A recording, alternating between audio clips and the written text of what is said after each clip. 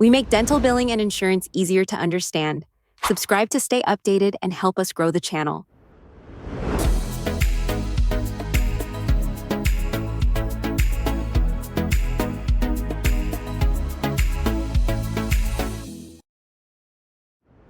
How do you, as a new business owner, stand firm to a doctor who doesn't quite get what you're trying to tell him or her?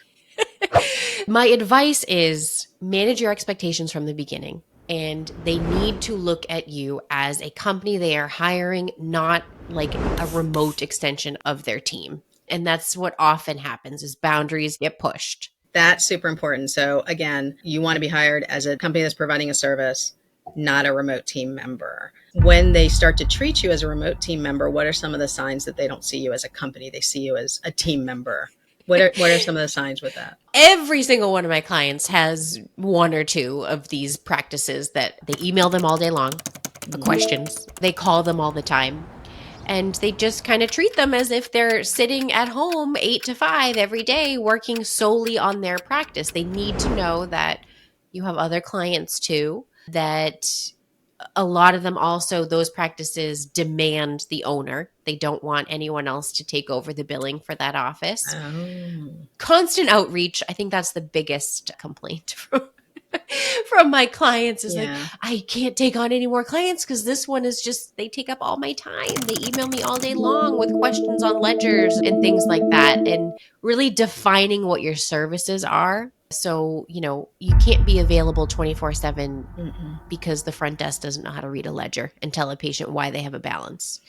Yeah, that's a problem. And I know that there are videos out there that some billing companies will create to do like, here's what your team needs to know. And here's what your team needs to say, almost like a guide of when there's a billing question, this is what you say. Don't call us and say, my patient's standing in front of us and wants to know why there's this. And that does happen. All the time. Yeah. And imagine if you have one client that's monopolizing your time, if you could put some guidelines and actually like, here's when you can contact me. I will only respond via this method. You could probably take on another client and then put some guardrails in. They're not paying for white glove service. It's hard because I remember what it's like. You want clients, so you're willing to kind of do whatever it takes to get them. For sure. The problem with that is, and every single one of my clients has faced this too, then those original clients don't want anyone else working on their account. They just want you. And you have no time to scale and grow and get other clients and be available for other things because you're so tied down to those original few clients. And it's really hard to get out of that kind of grasp of those.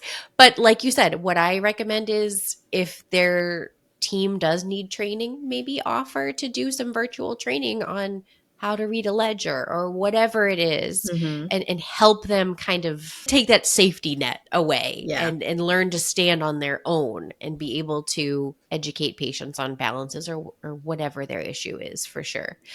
I like having, like you said, a resource library. So make some Loom videos on how the practice needs to do X, Y, Z, whatever it might be. Yeah. And then they're just there for them to go and reference whenever they want to. Yeah. It's interesting though, because our makeup is, as a manager, former manager, like we want to fix everything because we probably can. Right. So we want to fix it, but you've got to pull back. Is this furthering my business? And if it's not, you've got to be real honest about that. But it is hard though, because I know from my early days, like when the phone did not ring or when I didn't get an email, I was like feeling very invisible. Like, where are my clients? What happened? Where are they? And so how are people finding their first couple clients? I mean, I know usually it's like somebody they know and then like they're doing it kind of part-time, but say you're at the point where now you need to go out there and you need to market. It seems like on Facebook, everybody, as soon as somebody has a question about billing, now there's like a million, like, call us, we'll do your billing for you. And the poor person posting just wanted like an answer. It seems like billing companies have like flown like on attack mode, right? And I understand they want to get busy, but it does feel like, I was talking to one dentist in a class. He's like, I don't even want to post anything because all these billing companies like come out of nowhere. And I get it. So like, how do you stand out in this? It's a very crowded industry right now.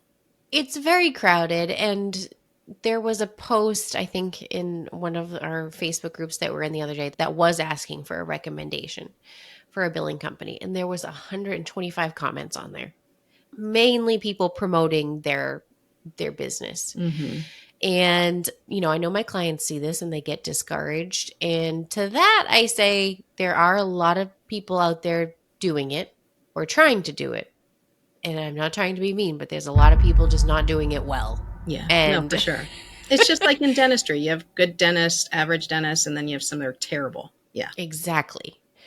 So I think standing out to me is the first thing I think of. This is something I'm very big on, is your online presence, your website. Teresa, unfortunately, you hear me go on and on about people's websites often, but you need a really good looking professional website, in my opinion. Mm-hmm. And I say that because it wasn't until I had like a brand refresh and a total website overhaul that my business really took off after that. And I think I strongly attribute that to the growth of the business. Mm-hmm. It wasn't everything, but I think it was a big piece of it for sure. So, online presence, social media presence, that's really big. Looking like you're a legitimate company, not like you're just kind of a freelancer, There's a big difference between those two things. And if I'm still, as we know, a practice manager. If there's a service that's reaching out to me, what's the first thing I'm doing? I'm going on their website. I'm seeing it, like, how legitimate do they look? Absolutely. Yeah. And I mean, I hate to say it, but like amandad@gmail.com does not scream been in business for a long time, right? Nope. So, Right. I mean, and I get Gmail it's a good bootstrapper, but if you've got regular Gmail, you probably don't have Gmail suites, which is HIPAA compliant. You've got to have email that's HIPAA like that already tells me you're not yet there. Like you're getting there, but you're not yet there. And as a business owner looking to outsource, I would be like, oh, they're not like I would be on to the next one. Right. I hate to say it, but I think our colleagues should know this. Like when you have 100 and something people respond, that doctor probably looked at how many? 20 at the most 20 sites, and was like, oh, either overwhelmed or they found one they loved immediately. There's no way they went through 120 sites. And they probably scrolled through before they even clicked on any. They clicked on the ones who were friendly in the message, not just call us, friendly in the message. They didn't have a profile picture that looked like, they were mud wrestling or something, whatever. Mm-hmm. So then they went to the website, and if it looked good, then they continue. So you're absolutely right. Like you have to look legit. One thing I really like is specialty billing. I think not enough people are doing it. So whether that's for perio, whether that's for oral surgery, whether it's ortho, Mm-hmm. I think there's something to be said for that. So if you are a specialty biller or your background is in one of those specialties, I would definitely be trying to target that market for sure. Yeah. If I'm a periodontist, do I want to hire a billing company that's doing billing for every specialty, or someone who's doing perio all day long every day? Yeah. And has billers on their team who have strong backgrounds in perio. So yeah, I don't think enough people are doing that. I'm usually trying to nudge my clients to get into something like that, and medical billing too. If you learned something new today, subscribing is the best way to support the channel and keep learning with us. Would you like to hear more? Follow the link for the full episode.